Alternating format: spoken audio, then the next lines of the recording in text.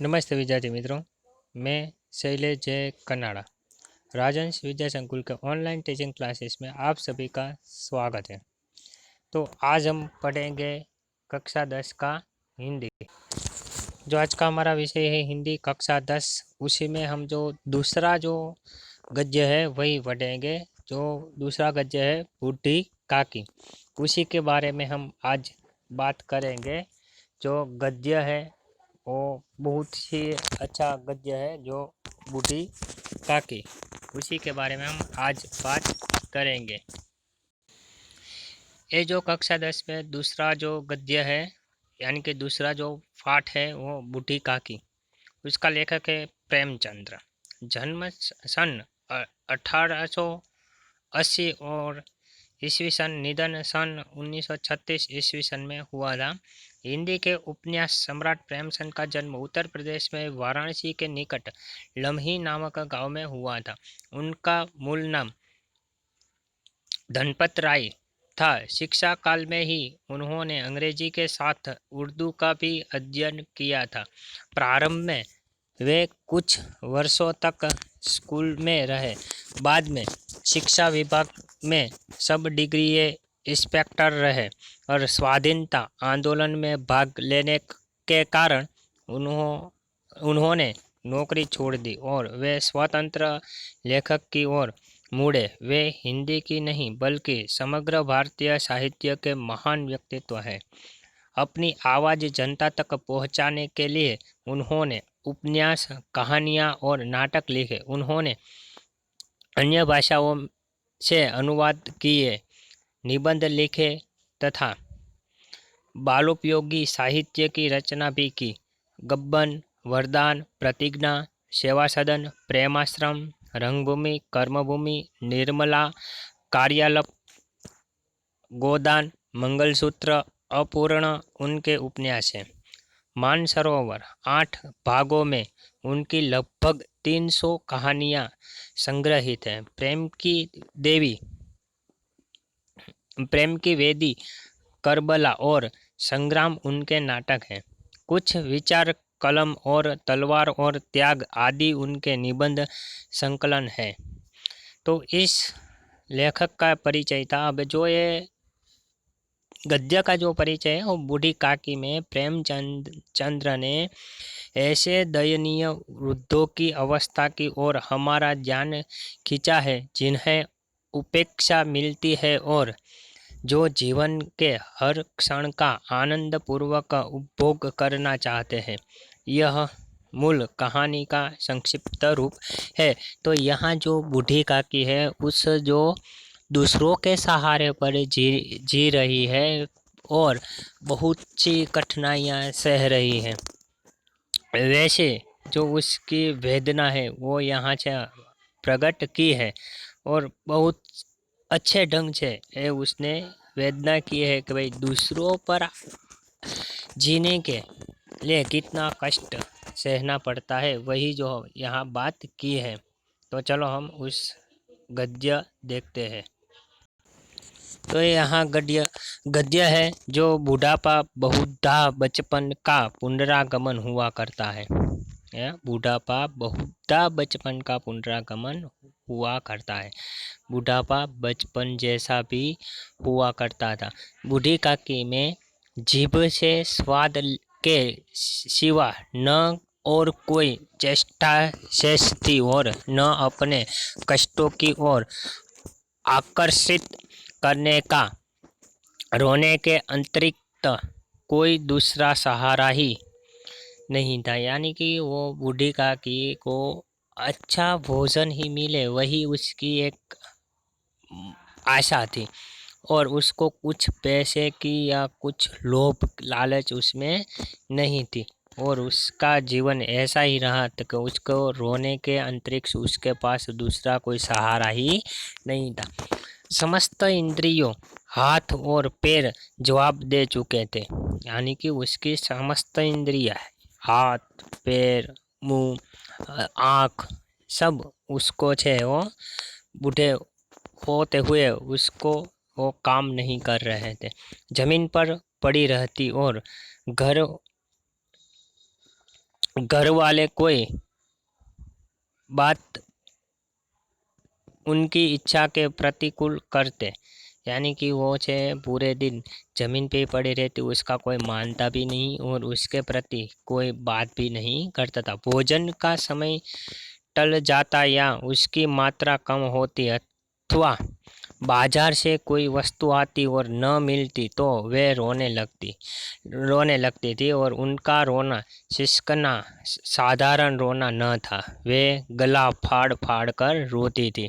तो यहाँ जो बूढ़ी काकी है वो उसको कुछ खाना नहीं मिलता था, समय पर खाना उसको नहीं मिलता था।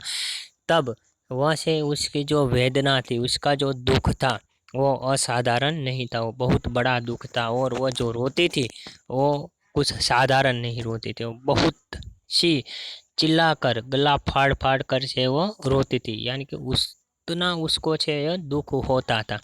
उनके पति को स्वर्ग सिधारे बहुत वक्त हो चुका था, यानी कि उसका पति जो मृत्यु पामा था उसको बहुत ही वक्त हो चुका था। बेटे तरुण हो होकर चल बसे थे, बेटे तरुण से ये था फिर भी वो चल बसा था और उसको बेटा भी नहीं था। अब एक भतीजे के सिवाय और कोई न था, यानी कि उसका पति भी नहीं था, उसके बेटे भी नहीं था, वो भी चल बचा था, यानी कि वो भी उसका भी मृत्यु हो गया था। अब उसके भतीजे एक ही उसका सहारा था। उसी भतीजे के नाम उन्होंने अपनी सारी संपत्ति लिख दी थी, यानी कि जितनी भी संपत्ति जो उसने बचाई थी वो सभी सारी संपत्ति उसने उसके भतीजे के नाम कर दी थी, क्योंकि उसको जीवन भर उसका पालन पोषण करके रहे, इसीलिए सब संपत्ति उसने उसके नाम कर दी थी। बुद्धिराम ने सारी संपत्ति लिखाते समय खूब लंबे चौड़े वादे किए, क्योंकि बुद्धिराम ने सब संपत्ति जो उसके नाम करवाई तब बहुत सारे सा वादा किया था, झूठा वादा किया था कि मैं उसको ऐसे रखूँगा, उसको कुछ भी तकलीफ नहीं पड़ने दूंगा, उसको कुछ ज़रूरत जो भी है वो उसकी मैं पूरी करूँगा, ऐसे बहुत सारे वादे किए थे। किंतु वे सब वादे केवल कुल्ली डिपो के दलालों के दिखाए हुए सब सब्जबाग थे, यानी कि वो वादे पूरा सत्य नहीं था, यानी कि वो खाली दिखावा करने के लिए ही वो झूठे वादे थे, सब्जबाग यानी कि झूठे वादे थे। यद्यपि उस संपत्ति की वार्षिक आय कम न थी, तथापि बूढ़ी काकी को पेट भर भोजन भी कठिनाई से मिलता था, यानी कि यद्यपि यानी कि उसको जो वो एक महीने की जो संपत्ति आती थी, वार्षिक जो उसको पैसा मिल रहा था वो कुछ कम नहीं था, बहुत ही पैसा मिल रहा था, फिर भी वो बूढ़ी काकी को खाना नहीं दे रहा था, ठीक से खाना भी नहीं दे रहा था। लड़कों का बूढ़ों से स्वाभाविक विद्वेष होता ही है, और फिर जब माता पिता का यह रंग देखते तो वे बूढ़ी काकी को और सताया करते थे, यानी कि जो बच्चे थे उसको बूढ़ी काकी से कुछ स्वाभाविक विद्वेष होता था, यानी कि वो आपस में थोड़ा झगड़ भी रहे तो उसको मिलजुलती नहीं थी, बच्चों और बूढ़ों की मिलती जुलती नहीं थी, दोनों का विचार उतना ही विरुद्ध था। और इसीलिए उसके एक तो उसके माता पिता उसको परेशान कर रहे थे, वह बच्चे देख रहे थे, इसीलिए बूढ़ी काकी को सताने के लिए उसको और भी मन कर रहा था, यानी कि बूढ़ी काकी को वो बच्चे और भी सताते थे।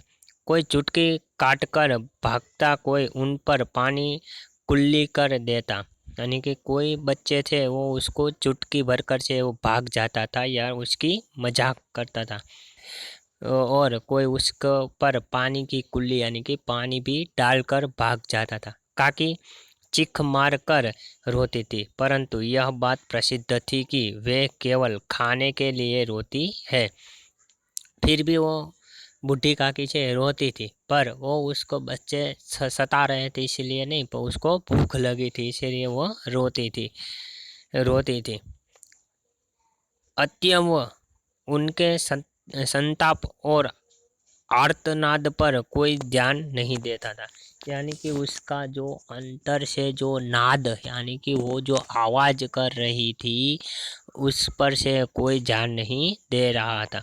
संपूर्ण परिवार में यदि काकी से किसी का अनुराग था तो वह बुद्धिराम की छोटी लड़की लाडली थी।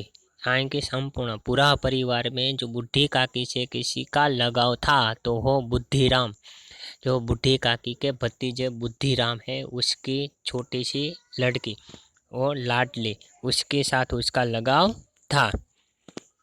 लाडली अपने दोनों भाइयों के डर से अपने हिस्से की मिठाई या चब्बेना बुढ़ी काकी के पास बैठकर खाया करती थी। जो लाडली थे उसको दोनों भाई का डर था, क्योंकि वो उसके भाग की जो मिठाई आती है वो भी खा जाते थे, इसीलिए वो मिठाई लेकर बुढ़ी काकी के पास चली जाती थी और उसके पास बैठकर खाती थी। यदि उसका रक्षागार था और यद्यपि काकी की शरण उनकी लोलुपता के कारण महंगी पड़ती थी, यानी कि वो जो बुढ़ी काकी के पास जाती थी तो उसके साथ जो रहती थी पर वो उसको बहुत ही महंगी पड़ती थी। यानी कि बच्चों जो उसके बड़े भाई है वो उसके माता पिता को कह देते थे। तथापि भाइयों के अन्याय की तुलना में कहीं सुलभ थी। इसी स्वार्थानुकूलता ने उस दोनों से सहानुभूति का आरोपण कर दिया था। यानी कि उसको जो लड़की लाडली जो थे वो बुढ़ी काकी के साथ बैठकर खाना खाती थी, वो उसके भाइयों को अच्छा नहीं लगता था यार, उसको से ज़्यादा सताते थे। रात का समय था। बुद्धिराम के द्वार पर शहनाई बज रही थी और गांव के बच्चों का झुंड विस्मयपूर्ण नेत्रों से गाने का रसास्वाद कर रहा था। एक रात का समय था और बुद्धिराम के द्वार पर से शहनाई बज रही थी और वहाँ से उस बच्चों का छे यार झुंड विस्मयपूर्ण नेत्रों से गाने का, यानी कि उसके आंगन में छे गाने की आवाज़ आ रही थी।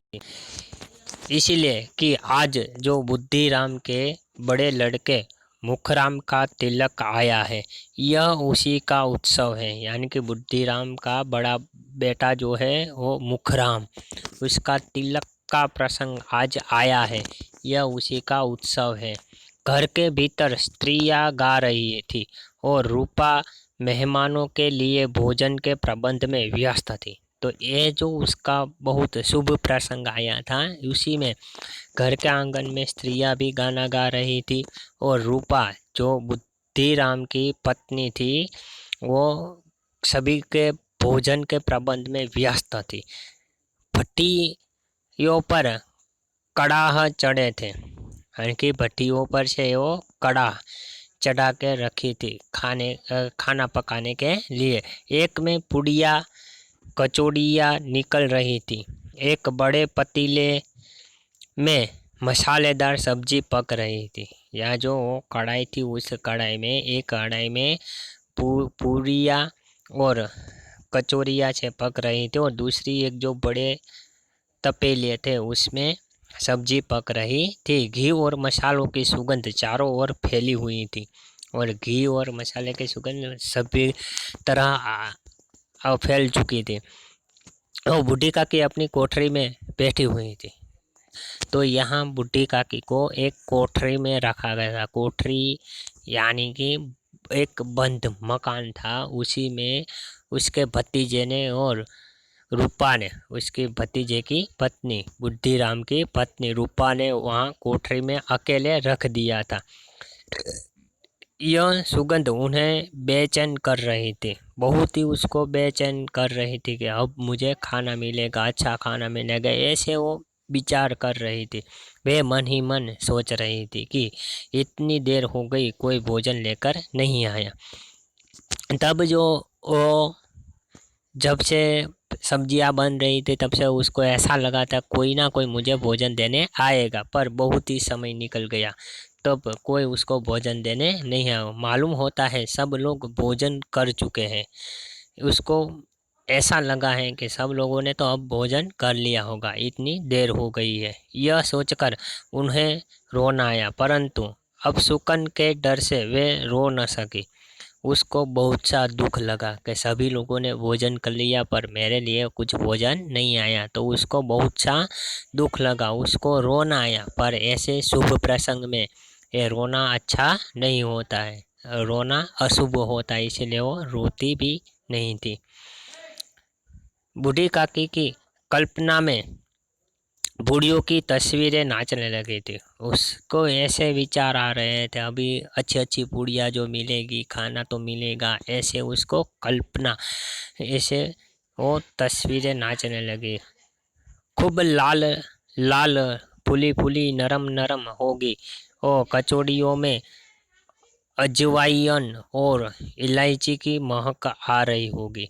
ऐसे वो मन ही मन विचार कर रही है कि ऐसी मस्त पूरी होगी और ऐसे मस्त कचौरी भी होगी, उसमें ऐसे इलायची और अजमे भी डाला होगा, बहुत सा मस्त होगा। एक पूरी मिलती तो जरा हाथ लेकर देखती, काश मुझे वो एक पूरी मिल जाए तो मैं उसको हाथ लेकर बहुत ही आनंद से, क्यों बहुत समय से उसने अच्छा खाना नहीं खाया था, इसीलिए वो खाने के लिए तड़प रही थी। क्यों न चलकर कड़ाह के सामने ही बैठूं। वो ऐसे विचार करने लगी कि चलो मैं ही चलकर उसी कड़ाह के पास, यानी कि जहाँ भोजन बन रहा है, वहीं जाकर मैं बैठूं तो तुरंत ही मुझे गर्मा गर्म मिल जाए। इसी प्रकार निर्णय करने के बूढ़ी काकी उकड़ू बैठकर हाथों के बल सरकती हुई बड़ी कठिनाई से चौखट से उतरी और धीरे धीरे रेंगती हुई कड़ाह के पास आ बैठी। यानी कि इसी प्रकार उसने एक निर्णय कर लिया और बूढ़ी काकी जो उकड़ू यानी कि उबड़क जो हम बैठते थे, ऐसे हाथों के बल से वो धीरे धीरे से वो चौखट यानी कि दरवाजे के सीढ़ियाँ से वो उतरने लगी और वहाँ से वो घिसर कर यानी कि बैठे बैठे घिसती हुई चौखट से घिसती हुई और रेंगती हुई यानी कि वो सरकती हुई जो कढ़ाई मिठाई जो जहाँ पूड़ियाँ और कचौड़ियाँ बन रही थी वहाँ जाकर बैठी। यहाँ आने पर उन्हें उतना ही धैर्य हुआ जितना भूखे कुत्ते को खाने वाले के सम्मुख बैठने में होता है। यानी कि यहाँ बहुत ही अच्छी बात की, यहाँ जो गई तो वहाँ जो पूड़ियाँ और कचौड़ियाँ बन रही थी तो उसके अंदर धैर्य आ गया, ठीक है अच्छा है अभी तो बन रही है तो मुझे खाना मिलेगा। जैसे कुत्ता को खाना मिलता है तो वो धैर्य से वो बैठ जाता है, इसी तरह वो वहाँ बैठी और उसको ऐसा आनंद हुआ कि अब मुझे खाना ही मिलेगा। इसके बाद यहाँ जो बुद्धिराम की पत्नी रूपा उस समय कार्यभार से परेशान हो रही थी। कभी इसी कमरे में जाती, कभी उसी कमरे में, कभी कड़ाह के पास जाती तो कभी भंडार के पास जाती। तो यहाँ से एक तो बुद्धिराम की पत्नी जो रूपा थी वो तो बहुत ही परेशान हो रही थी, क्योंकि उसको यहाँ उधर उधर से वो भटक रही थी। कभी से वो कड़ाह के पास यानी कि रसोई बन रही थी वहाँ जाती थी, कभी भंडार में जाती थी यानी कि जो सब्जी का सामान पड़ा होता है वहाँ भी जाती थी कि कुछ सब्जी या कुछ चीज़ वस्तुएं कम तो नहीं हो रही है न। ऐसे बेचारी अकेली दौड़ते दौड़ते व्याकुल हो रही थी, यानी कि वो रूपा अकेली यहाँ उधर से वो दौड़ रही थी और व्याकुल हो रही थी, थोड़ी परेशान हो रही थी, झुझलाती थी यानी कि थोड़ी घबराती थी कि कुछ ऐसे में कुछ कम नहीं पड़ेगा क्या, कुछ ऐसा तो नहीं होगा कि सभी लोग को मैं संभाल पाऊंगी कि नहीं, ऐसे थोड़ी व्याकुल हो जाएगी। कुढ़ती थी परंतु क्रोध प्रकट करने का अवसर न पाती थी, यानी कि उसको बहुत क्रोध भी आ रहा था मन ही मन, पर वो प्रकट कर सकती नहीं थी। इसी अवस्था में उसने बुढ़ी काकी को कड़ाह के पास बैठे देखा तो जल उठी। वहाँ के उसी तरह वो जो कड़ा के पास गई तो वहाँ बूढ़ी काकी को देखकर उसको ज़्यादा क्रोध आया और वो जल उठी। क्रोध न रुक सका, यानी कि बहुत ही उसको गुस्सा आया, पर वो उसको रोक नहीं पाए। जिस प्रकार मेढक केचुए पर झपटता है, उसी प्रकार वह बूढ़ी काकी पर झपटी और उन्होंने दोनों हाथों से झटक कर बोली। यानी कि जो मेढक केचुए पर से यह झपटता है, जो झपट लेता है केचुए को, वैसे ही वो रूपा बूढ़ी काकी को झपट में ली और दोनों हाथ उसका जकड़ कर बोली, पकड़ कर बोली, ऐसे पेट में आग लगे पेट है या भाड़।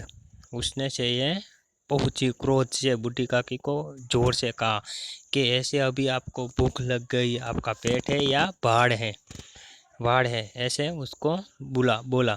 कोठरी में बैठते हुए क्या दम घुटता था, यानी कि उसने कहा कि कोठरी में क्या बैठ नहीं सकती थी, अभी मेहमानों ने नहीं खाया, भगवान को भोग नहीं लगा तब तक धैर्य न हो सका। यानी कि वो ऐसे बोली कि अभी तो मेहमानों ने भी नहीं खाया है, अभी भगवान को भी नहीं परोसा है, भगवान को भी थाल भी नहीं धरा है, उसी में क्या आप ऐसा धैर्य न रख सके। वैसे उसको बहुत सा क्रोध आया और बूढ़ी काकी ने सिर उठाया, न रोई न बोली। यानी कि बूढ़ा काकी से ऐसे बेचारी वहाँ से कुछ बोली भी नहीं और कुछ रो भी नहीं सकी, चुपचाप रेंगती हुई अपनी कोठरी में चली गई। वो घिसरती घिसरती वो अपनी कोठरी में चली गई। भोजन तैयार हो गया है, आंगन में पतले पड़ गए, मेहमान खाने लगे।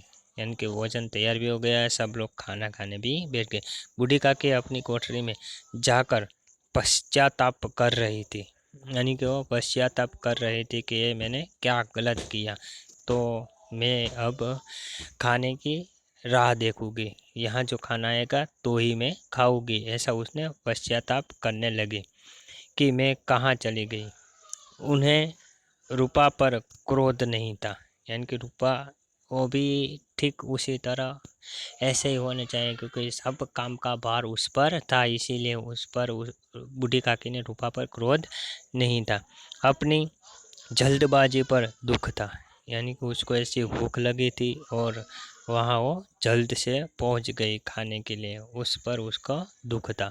सच ही तो है, जब तक मेहमान लोग भोजन न कर लेने घर वाले कैसे खाएंगे। और रूपा ने भी ठीक ही कहा कि अभी तो भगवान को थाल भी नहीं धरा और मेहमानों ने खाया भी नहीं, तो घर वालों क्या खाएंगे, तो मेहमानों को खिलाने के बाद ही घर वाले खाएंगे। मुझसे इतनी देर भी न रह गया, यानी कि वो कहते मुझसे थोड़ी देर तक रह भी नहीं पाया। अब तक जब तक कोई बुलाने न आए न जाऊंगी। और उसने ऐसा किया कि जब तक कोई बुलाने नहीं है तब तक वो जाएगी नहीं। मन ही मन इसी प्रकार का विचार कर वह बुलावे का इंतजार करने लगी। वह मन को बहलाने के लिए लेट गई, यानी कि वो किसी बुलाने आए ऐसे राह देखते रही। फिर वह वहाँ लेट गई कि अभी कोई बुलाने आएगा, तब तक मैं लेट जाऊँ। और धीरे धीरे एक गीत गुनगुनाने लगी।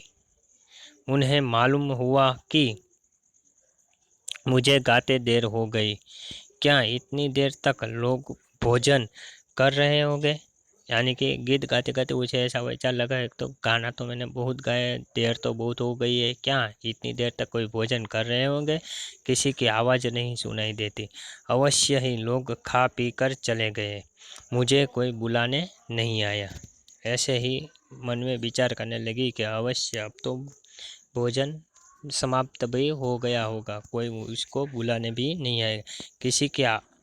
और रूपा चिढ़ गई है, क्या जाने न बुलाए। यानी कि रूपा को एक तो चिढ़ गई है, रूपा को क्रोध हुआ है, इसीलिए शायद नहीं बुलाया होगा। बूढ़ी काकी चलने के लिए तैयार हुई। यह विश्वास है कि 1 मिनट में पुड़िया और मसालेदार सब्जियां सामने आएगी। उनकी स्वादेंद्रिय गुडगुडाने लगी। इनकी बूढ़ी काकी को यह विश्वास हुआ है कि शायद अभी इसी वक्त मेरे सामने पुड़िया और मसालेदार सब्जी आएगी और उसके जो स्वादेंद्रिय है, जो है जीभ है, उसमें उसका स्वाद आने लगा। उन्होंने मन में तरह तरह के मसूबे बांधे और पहले सब्जी से पुड़िया खाऊंगी, फिर दही और शक्कर से कचौड़ियाँ रायते के साथ मज़ेदार मालूम होगी। ऐसे वो मन ही मन से विचार करने लगी कि पहले मैं ये सब्जियाँ वो सब खाएंगी, फिर मैं कचौड़ियाँ खाऊंगी रायते के साथ, ऐसे मालूम हो। चाहे कोई बुरा माने चाहे भला, मैं तो मांग मांग कर खाऊंगी। वैसे कह रही है, आज जो बड़े दिनों के बाद अच्छा खाना मिल रहा है तो मैं पेट भर कर ही खाऊंगी, चाहे किसी को अच्छा लगे या बुरा। यही न लोग कहने की इन्हें विचार नहीं, यानी कि किस लोग क्या कहेंगे ऐसा उसको विचार भी नहीं। कहाँ करे, इतने दिन के बाद पुड़िया मिल रही है तो मुंह जूठा कर के जोड़े ही उठ जाऊंगी। वैसे कह रही तो एक तो इतने दिनों के बाद पुड़िया मिल रही है तो क्या थोड़ी सी पुड़िया खाकर मैं थोड़ी सी पुड़िया खाकर क्या संतोष मान लूँगी? नहीं, आज तो मैं जी भर कर ही खाऊंगी। वह उकड़ू बैठकर हाथों के बल सरकती हुई आंगन में आई। और फिर से वो उकड़ू बैठकर से हाथों के बल से और सरकती हुई वो आंगन में आई। परंतु हाय दुर्भाग्य, ऐसा दुर्भाग्य हुआ, मेहमान मंडली अभी बैठी हुई थी। फिर वो आंगन के दरवाजे के बाहर उसने देखा तो फिर उसको एक तो बहुत सी भूख लगी है, वो भूख उसको समी ही नहीं जाती, इतनी बहुत सी भूख लगी है। तो उसका फिर से ऐसा दुर्भाग्य है कि मेहमान तो अभी आंगन में बैठे हुए थे। कोई खाकर उंगलियां चाटता था, कोई तिरछे नेत्रों से देखता था और कि और लोग अभी खा रहे थे या नहीं। इतने में बूढ़ी काकी रेंगती हुई उनके बीच में जा पहुंची और उसने देखा तो कुछ मेहमान ने खा लिया था, कुछ मेहमान खा चुके थे, कुछ मेहमान ऐसे बैठे थे, कुछ मेहमान खा रहे थे। ऐसा उसने दृश्य देखा और रेंगती हुई घिसरती हुई उसके बीच पहुंची। और पंडित बुद्धिराम काकी को देखते ही क्रोध से तिल मिला गए और उसने बुद्धिराम ने काकी को देखा तो ये बुद्धिराम को बहुत सा गुस्सा आया कि इतने मेहमानों के बीच ये बूढ़ी काकी क्यों आई। लपकर उन्होंने काकी के दोनों हाथ पकड़े और घसीटते हुए लाकर उन्होंने अंधेरी कोठरी में धब से पटक दिया। यानी कि वो बुद्धिराम ने उसके सभी मेहमानों के बीच से है घिसर कर पकड़कर उसको घिस कर वहाँ वही कोठरी में जाकर से वो रख दिया। मेहमानों ने भोजन किया, घर वालों ने भोजन किया, बाजे वाले धोबी नाव भी भोजन कर चुके, परंतु बूढ़ी काकी को किसी ने न पूछा। बुद्धिराम और रूपा दोनों ही बूढ़ी काकी को उनकी निर्लज्जता के लिए दंड देने का निश्चय कर चुके थे। यानी कि सभी लोगों ने भोजन कर लिया, बारात वालों ने भोजन कर लिया, बैंड बजाने वाले को और जो सभी काम वाले थे उस सभी लोगों ने जो है भोजन कर लिया, पर बूढ़ी काकी को भोजन नहीं मिला। और बुद्धिराम और उसकी पत्नी जो रूपा है वो दोनों ने ऐसे निश्चय कर लिया था कि उसको बूढ़ी काकी को दंड देना ही चाहिए, आज उसको भोजन नहीं देंगे, ऐसे निश्चय कर चुके थे। उन्होंने बुढ़ापे पर दीनता पर किसी को करुणा न आई और किसी ने मेहमानों यार बुद्धिराम या रूपा किसी ने छे ये बूढ़ी काकी पर से ये जरा भी दया नहीं आई, जरा भी करुणा न आई। अकेली लाडली उनके लिए परेशान हो रही थी। किसी को छे उसके बारे में सोचते भी नहीं थी। एक ही जो लड़की थी वो बुद्धिराम की छोटी लड़की लाडली, वही परेशान हो रही थी। लाडली को काकी काकी से अत्यंत प्रेम था। लाडली लाडली बुढ़ी काकी को बहुत सा प्रेम कर रही थी। वह जुझला रही थी कि वे लोग काकी को बहुत सी पूड़ियाँ क्यों नहीं दे देते। क्योंकि वो ऐसे मन ही मन विचार कर रही थी कि सब लोग बूढ़ी काकी को खाना क्यों नहीं दे रहे, क्यों मेहमान सब खा जाएंगे क्या। वैसे कह रही थी क्या पुड़िया क्या मेहमान खा जाएंगे, थोड़ी सी पुड़िया जो बूढ़ी काकी को दे तो अच्छा है। और यदि काकी ने मेहमानों के पहले खा लिया तो क्या बिगड़ जाएगा। वो भी अच्छे सोच रही थी कि मेहमानों के पहले जो बूढ़ी काकी ने खा लिया तो इसमें क्या बिगड़ जाएगा। वह काकी के पास जाकर उन्हें धैर्य देना चाहती थी, परंतु माँ के डर से न जाती थी। वह उसके बूढ़ी काकी के पास जाना चाहती थी और उसको धैर्य देना चाहती थी कि भाई मैं आपके लिए पूड़ियाँ लाऊंगी, आप थोड़ा धैर्य रखें। पर उसके माँ के डर से वो उसके पास भी नहीं जा सकते थे। उसने अपने हिस्से की पुड़िया बिल्कुल न खाई थी और उन पुड़ियों को काकी के पास ले जाना चाहती थी। जो उस लाडली लड़के के हिस्से में जो पुड़िया आई वो सब उसने खाई नहीं और उसने संभाल कर रख दी और वो बूढ़ी काकी को देना चाहती थी। उसका हृदय अधीर हो रहा था, अधीर यानी व्याकुल हो रहा था कि कब मैं बूढ़ी काकी को ये पुड़िया दूँ। बूढ़ी काकी मेरी बात सुनते ही उठ बैठेगी। जो मैं जाऊंगी और बूढ़ी काकी मैं कहूँगी कि मैं पुड़िया लाई तो तुरंत ही उठ बैठेगी, बहुत ही खुश हो जाएगी। पुड़िया देखकर कैसी प्रसन्न होगी, मुझे खूब प्यार करेगी और मुझे बहुत सी प्यार लाड करेगी। रात के 11 बज गए और पूरा दिन ऐसे में निकल गया और रात को 11 बज गए। रूपा आंगन में पड़ी सो रही थी। लाडली की आंखों में नींद न थी, यानी कि रूपा और परिवार वाले सब सो गए थे और लाडली को अभी ऐसा ही था कि मैं बूढ़ी काकी को खाना दूँ और उसकी आंखों में नींद न थी। काकी को पुड़िया खिलाने की खुशी उसे सोने न देती थी। उसको ऐसी खुश हो रही थी कि मैं कब बूढ़ी काकी के पास जाऊँ और उसको पुड़िया खिलाऊँ। वो खुशी में वो सो भी नहीं रही थी। जब विश्वास हो गया कि अम्मा सो रही है तो वह चुपके से उठी और बूढ़ी काकी की कोठरी की ओर चली और उसको ऐसा लगा कि अब सब सो गए हैं। तब वो वहाँ से गई और बूढ़ी काकी के कोठरी के पास पहुँची। बूढ़ी काकी को केवल इतना याद था कि किसी ने मेरे हाथ पकड़कर घसीटे और फिर ऐसा मालूम हुआ कि जैसे कोई पहाड़ पर उड़ाए ले जाता है और उनके पैर बार बार पत्थरों से टकराए। तब किसी ने उन्हें पहाड़ पर दे पटका, वे मूर्छित हो गई। वो ऐसे उसको कुछ याद नहीं रहा, किसने घसीटा, किसने मुझे हाथ पकड़कर ऐसा घसीट। उसको तो ऐसा ही पास हुआ था कि मुझे किसी ने घिसट कर से वो पर्वत के पत्थर के साथ से टुकराया और वहाँ से फेंक दिया और वह मूर्छित यानी कि बेहोश हो गई, ऐसा उसको लगा। जब वे सचेत हुई तो किसी की जरा भी आहट न मिलती थी। वो सचेत यानी कि होश में आई तो किसी की आहट भी उसको नहीं मिली। उन्होंने समझा कि सब लोग खा पी कर सो गए और ऐसे किसी की आवाज़ नहीं आई थी और उसने समझा कि सब लोग खा पी कर सो गए होंगे।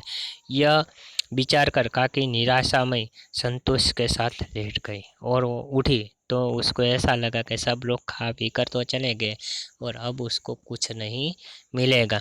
ऐसी आशा पर वो वापस ही निराशामय संतोष के साथ लेट गई और ग्ला ग्लानि से लगा भर भर आता था, परंतु मेहमानों के डर से रोती न थी। बहुत से उसको रोना आता था, बहुत से उसको दुख हो रहा था, फिर वो दुख व्यक्त भी नहीं कर रही थी। सहसा उनके कानों में आवाज आई, काकी उठो, मैं पुड़िया लाई हूँ।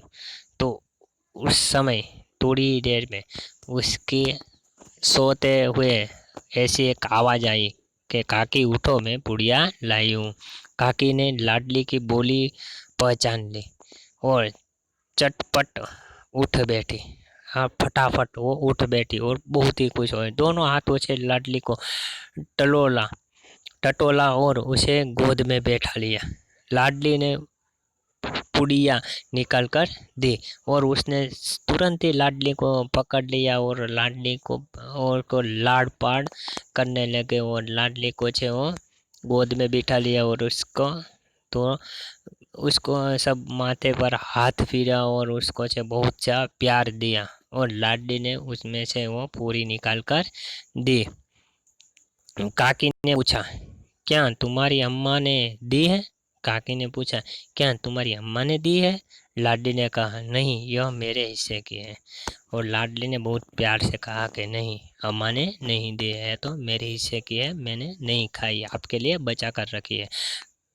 काकी पुड़ियों पर टूट पड़ी और 5 मिनट में पिटारी खाली हो गई।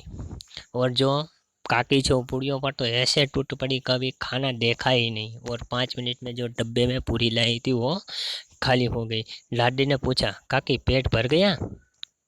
लाडी ने कहा कि काकी पेट भर गया। जैसे थोड़ी सी वर्षा ठंडक से स्थान पर गर्मी पैदा कर देती है, उसी तरह इन थोड़ी पूड़ियों ने काकी की शुद्धा और इच्छा को और उत्तेजित कर दिया था। और ऐसा लाडली ने कहा, बेटा पेट भर गया, पर काकी का पूरा पेट भरा नहीं था। उसको तो थोड़ा सा ही संतोष हुआ था और उसने अधिक खाने की मंशा हुई थी। बोली, नहीं बेटी, जाकर अम्मा से और मांग लाओ।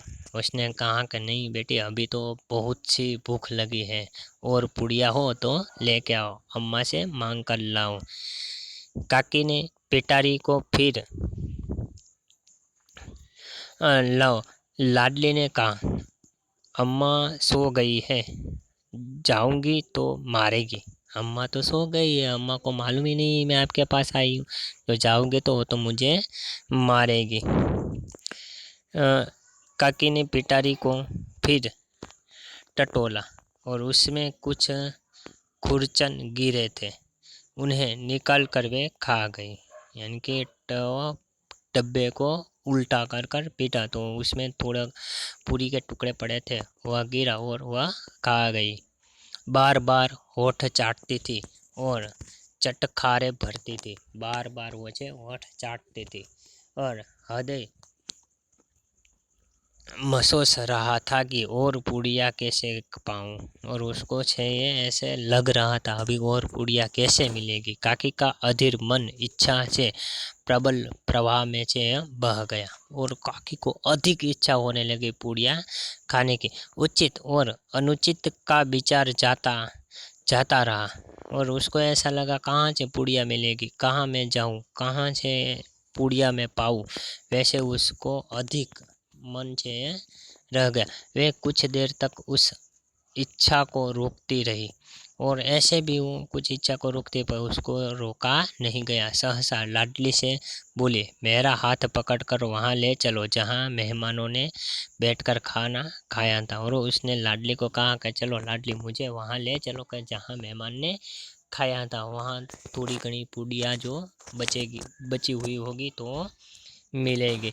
लाडली उनका अभिप्राय समझ न सकी, उनके काकी का हाथ पकड़ा और ले जाकर जूठे पतलों के पास बैठा दिया। लाडली उसको समझ नहीं पाई कि काकी को कितनी भूख अभी भी लगी है, काकी की अभी मनसा पूर्ण नहीं हुई है। फिर वह उसका हाथ पकड़कर उसको ले गई और जहाँ जो हो जूठे पतलों, यानी कि खाना खाने के बाद जो बचा हुआ था वहाँ ले गई। काकी पतलों से पूड़ियों के टुकड़े चुन चुन कर खाने लगे। यानी कि जो बचा हुआ खाना होता है वहाँ जो हम फेंक देते हैं खाना, वहाँ जो जूठे बर्तन पड़े होते हैं वहाँ उस गई और उसमें जो पूरी के टुकड़े पड़े थे वो चुन चुन कर और ढूंढ ढूंढ कर वो खाने लगी। मोह दही कितना स्वादिष्ट था, कचौड़ियाँ कितनी सलोनी, खस्ता कितना सुकोमल। काकी बुद्धिहीन होते हुए भी इतना जानती थी कि मैं यह काम कर रही हूँ। काकी को बुद्धि थी कि ये जो जूठे खाना पड़ा है, तब भी वो उसको ऐसी भूख लगी थी तो वो उसको भी देख नहीं रही थी मैं क्या खा रही हूँ। वो तो बस उतना तब भी वो खा रही थी। जो मुझे कदापि न करना चाहिए, कि ऐसा कदापि न करना चाहिए कि जूठे बर्तनों में से ये खाना ढूंढ कर खाना, ऐसा उसको नहीं करना चाहिए, परंतु फिर भी वो कर रही। मैं दूसरों की जूठी पत्तल चाट रही हूँ, परंतु बुढ़ापा तृष्णा रोग का अंतिम समय है। यानी कि बुढ़ापा वो ऐसा रोग है कि उसको दूसरे के सहारे पर ही जीना पड़ता है। जब संपूर्ण इच्छाएं एक ही केंद्र पर आग लगती है, बूढ़ी काकी में यह केंद्र उनकी संवेंद्रियों थी। ठीक उसी समय रूपा की आंखें खुली और उसे मालूम हुआ कि लाडली मेरे पास नहीं है। चौकी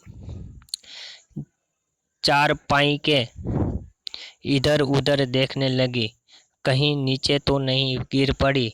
उसे वहाँ न पाकर वह उठी तो कहाँ देखती है, क्या देखती है कि लाडली जूठे पतलों के पास चुपचाप खड़ी है। वो रूपा से उसकी आंखें खुल गई तो उसको आसपास इधर उधर देखा तो लाडली नहीं थी। उसने चाय पाई यानी कि चाय पाई के नीचे यानी कि जो हमारे सेटी पलंग के नीचे देखा, फिर वहाँ भी नहीं थी। तो उसने बाहर आकर देखा तो वो जूठे जो बर्तन पड़े थे वहाँ लाडली खड़ी हुई थी और बुढ़ी काकी पतलों पर से पूड़ियों के टुकड़े उठा उठा कर खा रही थी। यह दृश्य जो बहुत ही ऐसा दुखदायक दृश्य था जो दिखने में हमको भी ऐसा किसी पर उपकार, किसी पर से हमें दया आ जाती। रूपा का हृदय छन्न हो गया। इनकी रूपा ऐसे देखकर छन्न हो गई, ऐसे आश्चर्यचकित हो गई कि ये क्या। यह वह दृश्य था जिसे देखकर देखने वालों के हृदय कांप उठते हैं। ये ऐसा दृश्य था जो बूढ़ी काकी वह जूठे बर्तनों में से पूड़ियाँ खाना ढूंढकर से खा रही थी। ऐसा प्रतीत होता मानो जमीन रुक गई, आसमान चक्कर खा गए हैं, संसार पर कोई विपत्ति आने वाली है।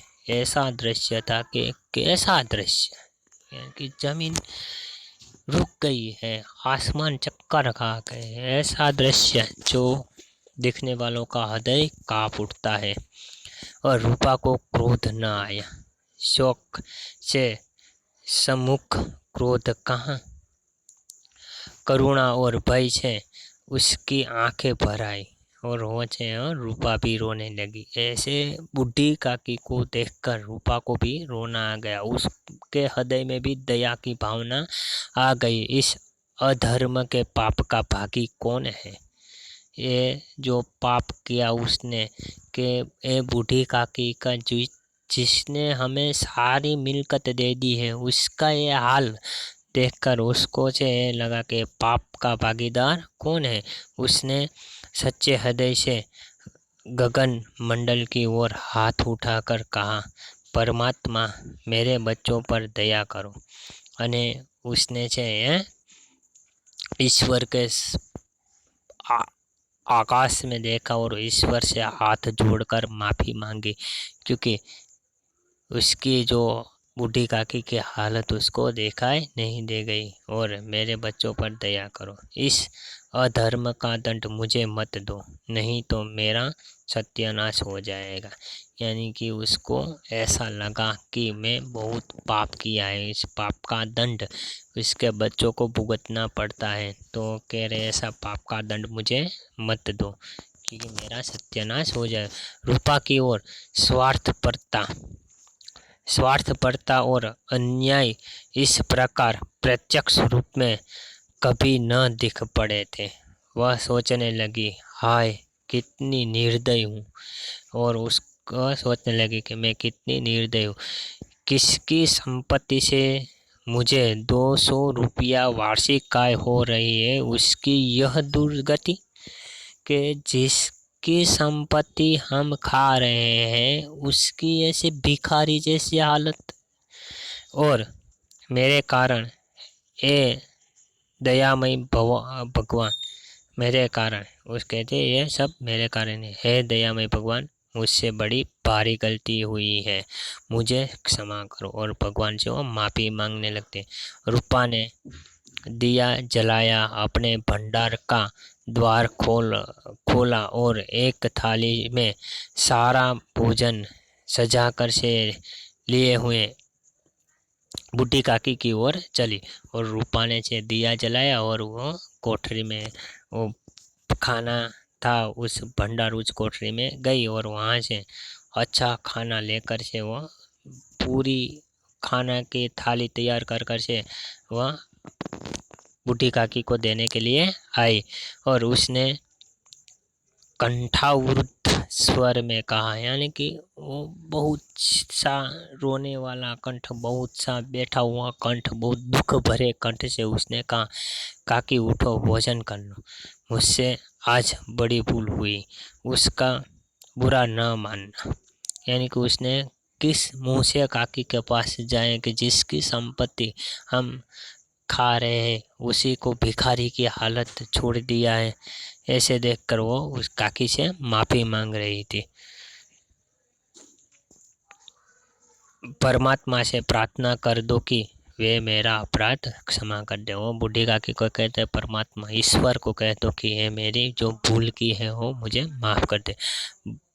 भोले भाले बच्चों की भांति जो मिठाइयाँ पाकर मार और तिरस्कार सब भूल जाते हैं, बूढ़ी काकी सब भूला कर बैठी हुई खाना खा रही थी। बूढ़ी काकी ने उसको क्षमा कर दिया और सब भूल गई कि उस पर कितना अत्याचार किया, वो सब भूलकर वो खाना करे। उनके एक एक रोए से सच्ची सदिशाएं निकल रही थी और उस रोए से उसे ऐसे अच्छे अच्छे शब्द निकल रहे थे, अच्छी अच्छी दुआएं निकल रही थी। और रूपा बैठी इस स्वर्गीय दृश्य का आनंद लेने में निमग्न थी। और ऐसे अच्छे अच्छे जो काकी के मुंह से शब्द निकल रहे थे तो रूपा को लगा कि अब मुझे स्वर्ग मिलेगा। तो ये बड़ी अच्छी कहानी जो है, बड़ी दुखदायक और उसका अंत सुखदायक आता है। ऐसी कहानी हम अपने जीवन में भी उतारना चाहें कि कभी बूढ़े पर हमें से अत्याचार नहीं करना चाहिए, सभी पर हमें दया और भावना रखनी चाहिए। अस्तु। जय हिंद, जय भारत।